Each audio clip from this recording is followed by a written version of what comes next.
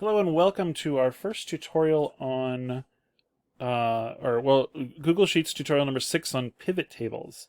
So we're going to actually do kind of a little short series on pivot tables, I think like 2 tutorials. And here's the first one, because this is a big enough topic, and it's a really, really powerful tool that is a little difficult to wrap your brain around initially. So we'll go to the tutorial link, and here it is. So what a pivot table is it's a tool that allows you to take data and create like cross-referenced tables. So I think the best way to do this is to show you some of the old ways of doing what we're going to attempt to do, and then show you the new way with a pivot table. So let's start with our start file, which I'll open in a new tab. Our start file is a CSV, a comma-separated value. It's just a text file. We want to actually convert it to a spreadsheet, so we are going to say open with Google Sheets, and that'll do it, and that'll automatically save it into your Google Drive. So I no longer need this open. Once that opens, there we go. One thing you'll want to do, let's see, I'm going to make this into, let's say this is quarter one sales, enter. And one thing you might want to do is move it, because by default it will save it in your root Google Drive directory. So I'm going to just put it in another folder so that it's not. Mine is going to save it somewhere else. But so okay, first thing we want to do, just make sure you move it. Put it in a more logical folder, like where you keep your stuff, so you can find it later. So what we want to do, first thing we want to do is hit Control A. That will select all the data. Whoops. That'll select all the data, and then make it look pretty. So we'll go to, in the format menu, we'll go to alternating colors, pick a color scheme we like, and hit done. One thing we might want to do is, this is something I like to do, which is add a little bit of extra formatting here, center these headings, maybe change the text color to white, so there's better contrast, and then that's that. Another thing, the next thing I want to do is play around with, let me get my tutorial out so I can see what my next step was. We want to play around with filtering. So we go into Format, or Data, the Data tab, and then hit Create a Filter. So what that does is that adds these little buttons next to each of the headings. So, for example, we can say under Salesperson, so notice how all these look like they're kind of shuffled up. If I go here and say sort A to Z, it not only sorts that column, which would be bad because then all the data would be corrupted, but it also sorts each row along with that the data in that column. So it's a really, really handy way of sorting all the data based on one particular piece from that, based on one of the fields in your table. So another thing that we might want to do is to do a more complex kind of, this can also allow you to filter your data. So we can go and just have 2 of the people, and the other data is not gone. If you look here, it skips from row 15 to row 41. So we've lost a whole bunch of rows, but they're still there. They're just hidden. So that's what filters can kind of do for us. Whoops, I cleared them all, and we want to select everything. Okay, so next thing I want to do, let's say we want to sort by more than one field. So we can select all the data again, go to Data, and then hit Sort Range. So you select all the data with Control A, and then go to Sort Range in the data table, or the data menu. And then one thing we ought to remember is so it's going to just say column A, B, C, D, but since we actually have column headers, we can put a little checkbox here, and then it'll actually give us those names. So let's say we want to sort by, let's see, what did the tutorial say? Salesperson, A to Z, and then we'll sort by another column, let's say account. So salesperson and account. So first it'll sort by salesperson, and then inside of each one of those little blocks of data, it'll sort by the name of the account. So watch what happens. When I hit sort, we end up with all of these guys, this particular salesperson, and then little blocks with each of the different accounts that it was that they made sales on. So you can actually sort by multiple levels, which is a really neat little tool to be able to do. But this is also kind of limited. So there's another little tool that is actually pretty new that was added to Google Sheets recently, is the slicer. So what a slicer is it's like a filter. It's like it adds sort of a UI element into your document. I'll create one, and then I'll show you kind of what it does. So this is the slicer. It's kind of like its own little user interface. It gives you a button that you can play with. It's part of your spreadsheet. So over here, it's going to ask me to choose a column. So let's say I want to choose month. So now I have a month slicer, and this will basically allow me to select, kind of like how the filter works, just a specific month based on. So now these are still sorted by salesperson and account, and you can see how the numbers on the rows skip a few every now and again. So a slicer is basically kind of like a filter. What I'm kind of interested in is the fact that this is a little bit more limited than the slicers in Microsoft Excel. I suspect that since it's a new feature, there's still an active development, and this will get better. What Excel does is just gives you a series of buttons that you can click, which is way slicker. So I don't know. I think this will get better, because right now it's not any better than the filter.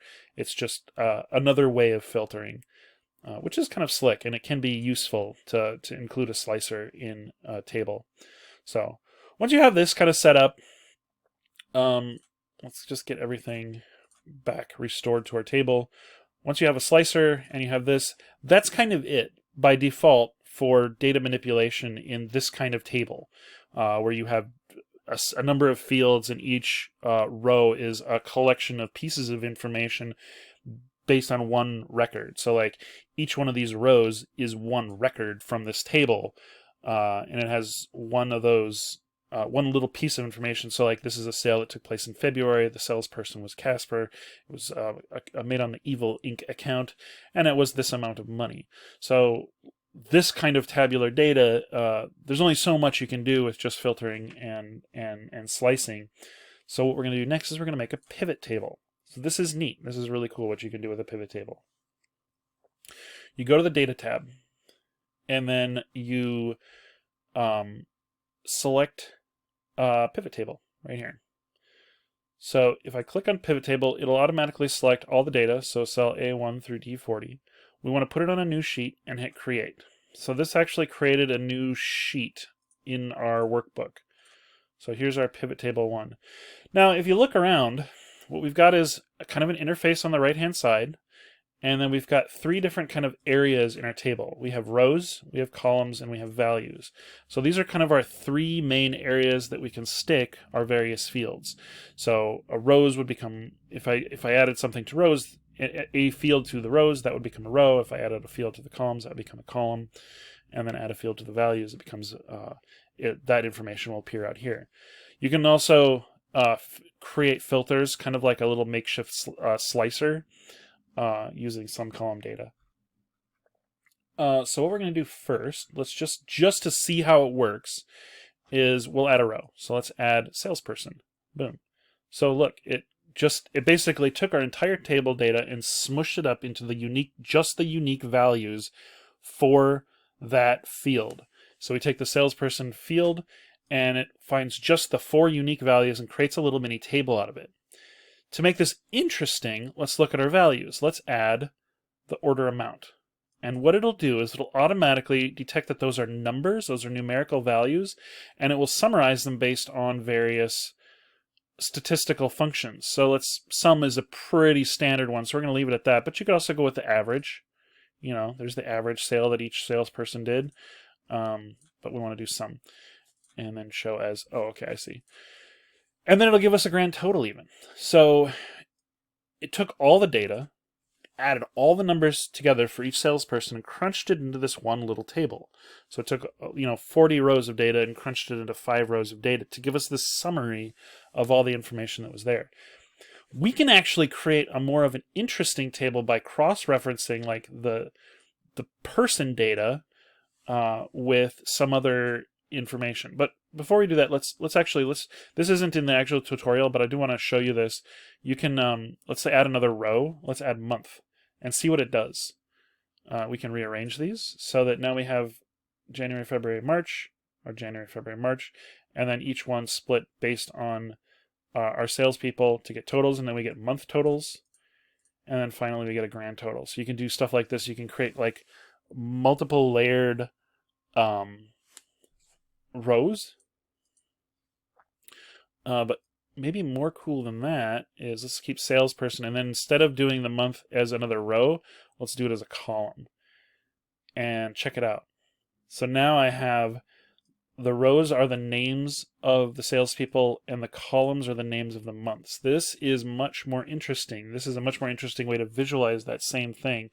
I get the same totals, the monthly totals, and the salesperson totals, and then a final total, and then I can see, just basically looking at this little matrix, what each salesperson did in each month, which is really neat. Like, this is a really cool way of taking like a long list of sale data and summarizing it in one nice neat little package.